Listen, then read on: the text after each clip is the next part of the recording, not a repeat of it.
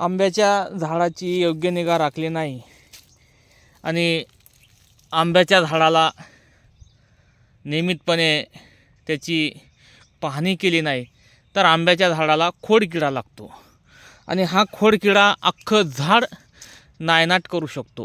आता या झाडाला खोडकिडा लागलेला आहे, याच्यातून आता भुस्सा पडू लागला आहे. तर हे या ठिकाणी मी उकरून अशा पद्धतीची ही एक आळी त्यातून निघालेली आहे.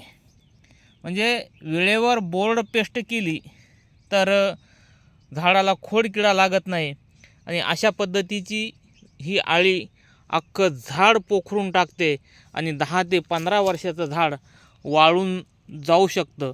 त्यासाठी आंबा उत्पादक शेतकऱ्यांनी अशा प्रकाराकडे म्हणजेच आपल्या झाडाची योग्य वेळी आणि योग्य पद्धतीने निगा राखली तर नक्कीच झाडाला खोडकिडा लागणार नाही. आणि ज्या ठिकाणी भुस्सा निघतो आहे त्या ठिकाणी असं मारतुलने किंवा इतर कशाने उकरून ती आळी शोधायची असते आणि तिचा नायनाट करायचा असतो.